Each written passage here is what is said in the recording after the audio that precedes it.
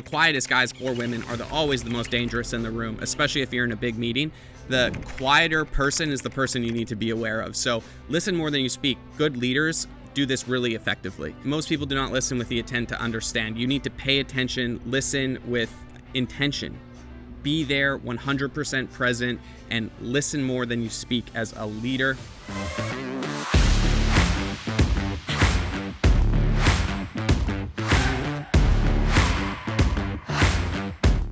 Welcome back to the Everyday Entrepreneur. Today we're talking about some of the entrepreneurship fundamentals that I think are the most important ways to increase your leadership skills. So as an entrepreneur, one of the things that you constantly have to be working on is your leadership. And there are tons of ways over the last decade that I've learned and harnessed my skills as a leader within my company and personally. So let's dive right in.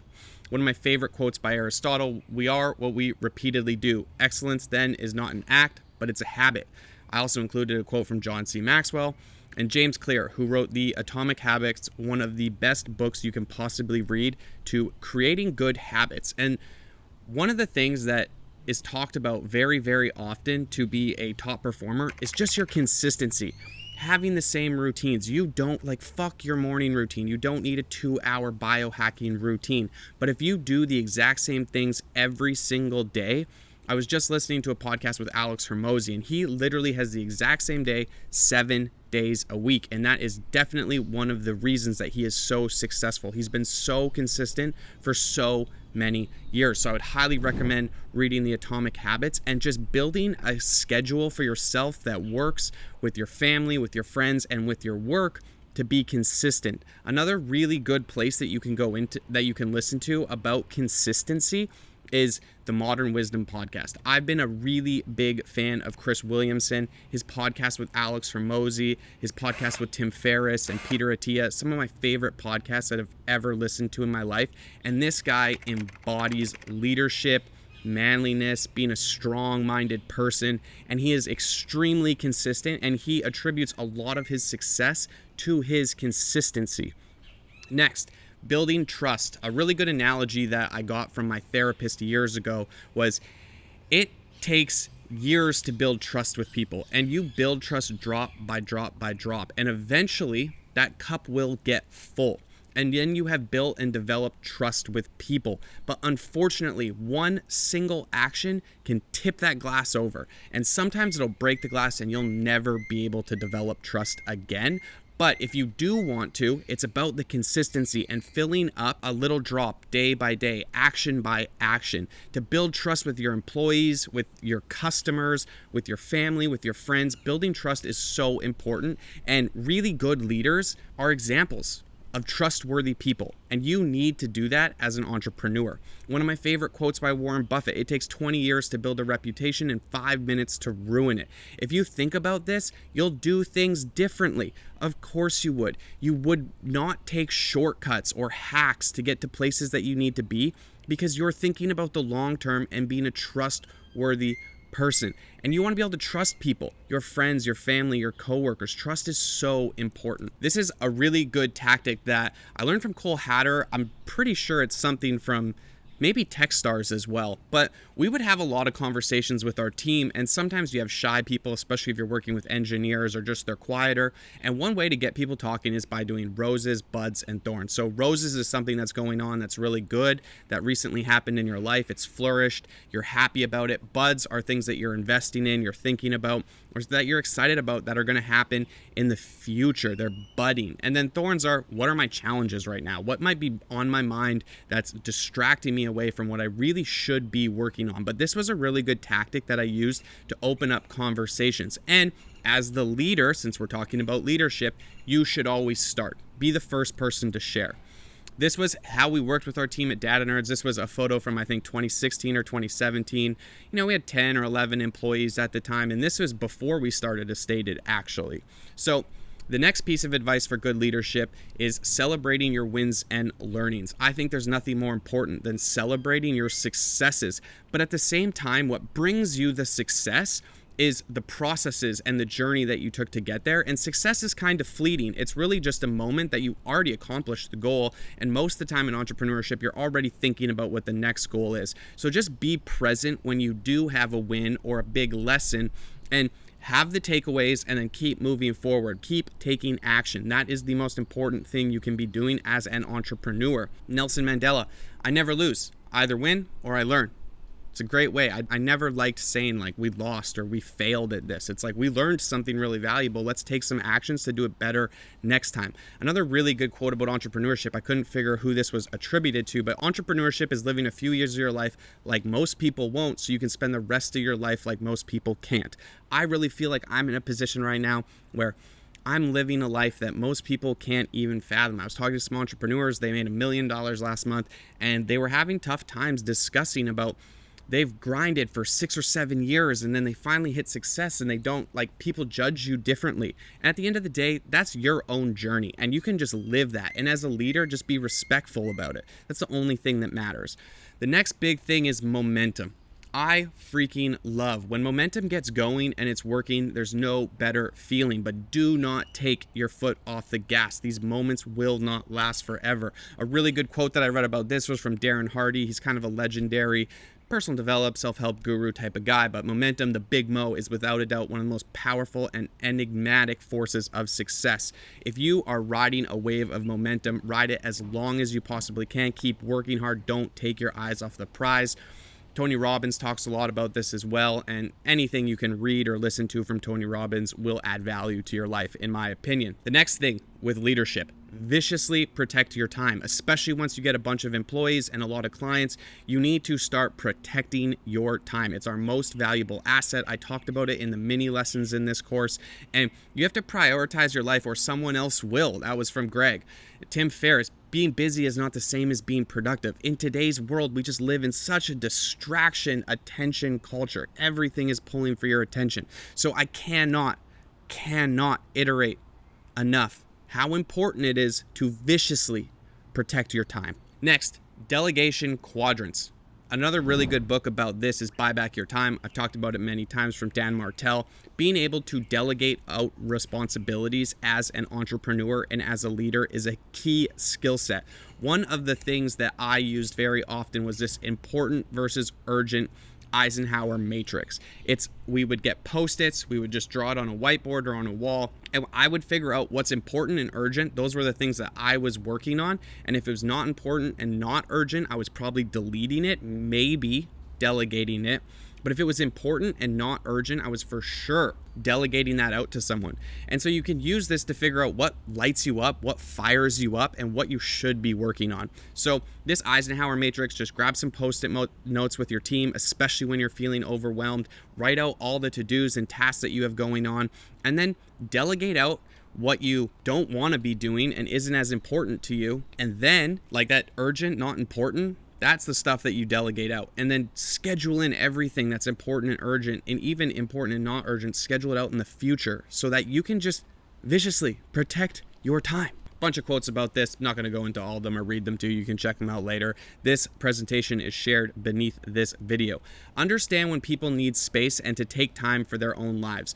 This took me a long time to start to learn. When people would come to the office and I already had all their to-dos and OKRs set out for them, but they had something going on at home, something was distracting them with their family, I would often push them past their own limits. And I had two things that I think really helped at a stated. One was I almost forced mental health days monthly on people. If I could tell someone had a lot of shit going on, I was like, just take a mental health day. Like, I love you. I want you to come back to the office a happy, healthy human. Go take care of whatever needs to be taken care of.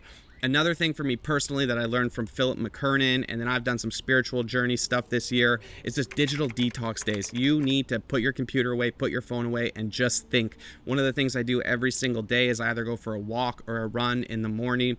I try and have vast views, look at something beautiful, no cell phone on me, and just think, get clear thinking. And this will also create respect with your employees because you're looking out for them beyond just what's happening at work. You want them to be happy, healthy humans. Another really fun thing, I miss this the most about having an office and having 20 employees in there every day, is we had these Kleenex boxes that we designed and made cute, and throughout the week people would drop post-it notes in these gratitude boxes, is what we called them.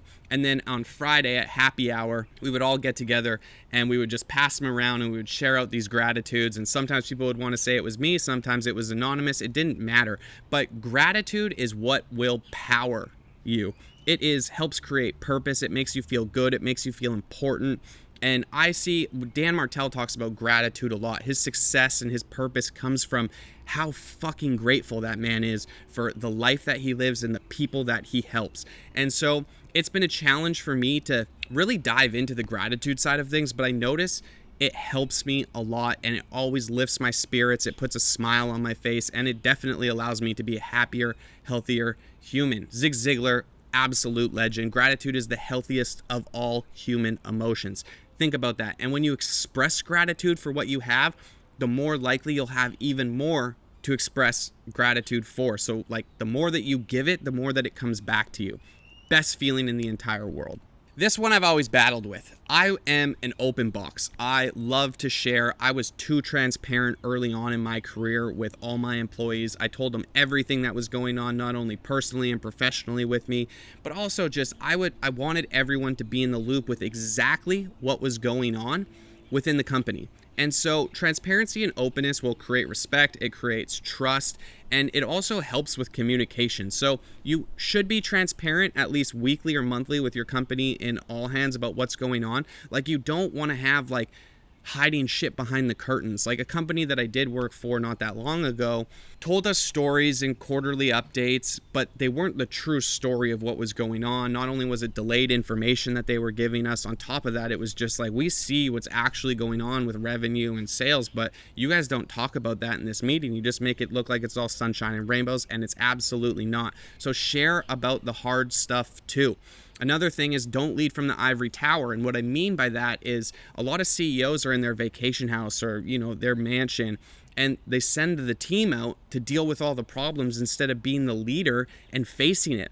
Leaders go to battle. Like you think about old Roman warriors and stuff, like the leaders led from the front. And nowadays with a lot of businesses, especially larger corporations, you see that they just lead from the ivory tower. And so as a leader, I've always believed that you should be in the front line.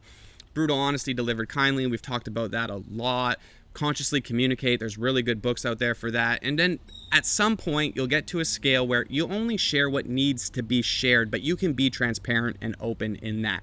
One of my favorite things that we did on Fridays as well is every week on Friday, we would buy lunch for the whole team. We'd sit together like at a community table in our office, and we would just chat. Whatever came up, and it really helped us build camaraderie and happy, healthy humans. I apologize for the birds that are out here and all the noise, but I'm in a beautiful location here in Playa del Carmen, so I wanted to film outside today. Happy and healthy, well-connected teams are more productive. I always believed that. If we communicate well, if we share food and comida, it's such a blessing that we have this, and it just made me really grateful. And I know that we would celebrate our team's achievements in these moments. We'd call people out for the good work that they've been doing, and team lunches were just a great thing. As a leader, I would highly recommend at least once a month having like a pizza day or something where you just all get together and just shoot the shit. Water cooler talk is so important. One-on-ones and 360s. So when we started doing OKRs, CFRs were another really big part of OKRs. I talk about that in the business fundamentals.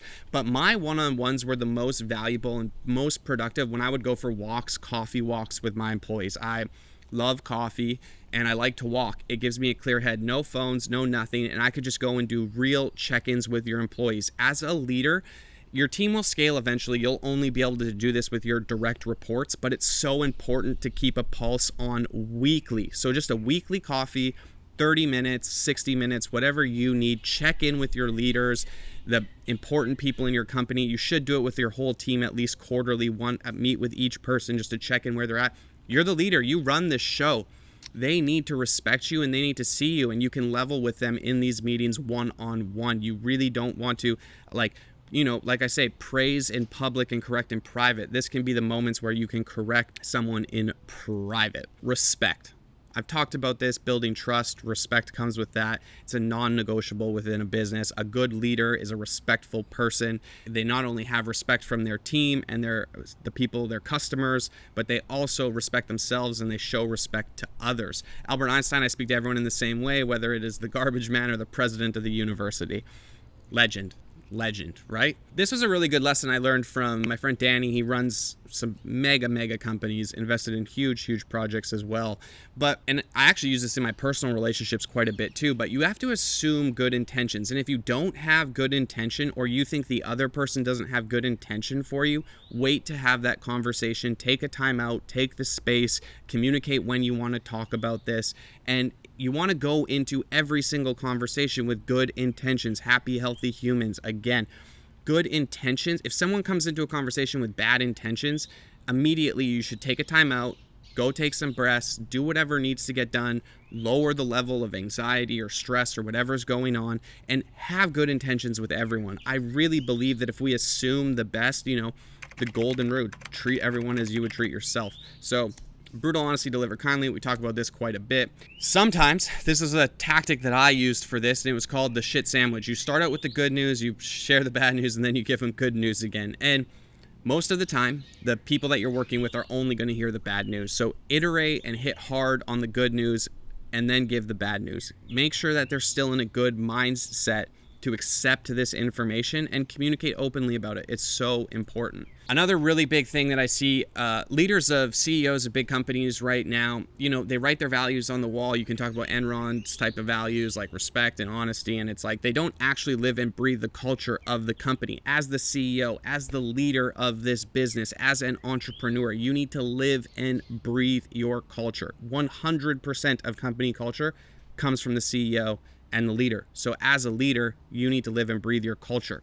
This is an interesting one for me as well. My gut never really drove me in the wrong direction. When I listened to my gut deep down, I knew when I had to make decisions, whether they were hard decisions or even just ones I didn't want to make, I needed to listen to my gut. In 2022, my gut told me to sell everything and I executed on that. And I didn't tell everyone, but I really deeply trusted within myself when your stomach feels it. Another funny thing was, an old friend, Corey, told me he ran a pretty decent company, had a great exit in Kelowna as well. And he told me that if he thinks about firing an employee twice, he knows he should have done it already. And I couldn't agree with that more. But your gut, if it keeps you up at night, is obviously telling you that this is a decision and an action that you need to take. With me, I had to fire a CEO at one point because he really helped us for a couple years, incredibly valuable to our company, but it got to a point where he was just babysitting me. He was kind of poking his finger in departments where he didn't belong anymore, and he was incredibly valuable for the time that we needed him, but I had to fire him, and it was the hardest fire I think I had to do in my entire company. And so I really think about this, like when your gut tells you something, that feeling, execute on it, take action. Hiring and firing, this is the hardest part as a leadership. When you're firing someone, you say as little as possible. You can't really give reasons in Canada or in the US. It just needs to be a direct conversation, and it's the hardest part of the job. But good leaders are able to do this. They don't outsource this, especially if you're firing your direct reports. HR should not do that. You should do it yourself as the leader. Communication, adaptability, problem solving are just some of the important technical skills. We have a whole thing in the business fundamentals about hiring, but this is very important. To be a good leader, you have to be able to hire and fire people. A couple just resources I wanted to give you to add to this, the 5 habits of effectiveness from the Effective Executive. Know thy time. We talked about that earlier. Viciously protect your time. Focus on contribution, meaningful output. Make strengths productive, leveraging individual and team strengths. First things first, prioritize. Delegation Quadrant. And then effective decisions. You should have an OKR system. We talk about that a lot. Another good thing that I've learned as I've gotten older is just listen more than you speak. The quietest guys are always, or women, are always the most dangerous in the room, especially if you're in a big meeting. The quieter person is the person you need to be aware of. So listen more than you speak. Good leaders do this really effectively. And so most people do not listen with the intent to understand. You need to pay attention, listen with intention. Be there 100% present and listen more than you speak as a leader. Couple more quotes on that. 7 Habits of Highly Effective People. Incredible book. Be proactive. Begin with the end in mind. Put first things first. Think win-win. Seek to be. I don't need to read all these to you. This is a book you have to read. It's in the library as well. Thank you so much. That's what I've learned about leadership over the last 10 years. I hope a few of these will add value to you. And let's keep going. These entrepreneurship fundamentals are just getting started. I'm really, really excited to have you here. And if you have any questions, leave a comment in below or shoot me a DM. Thank you so much.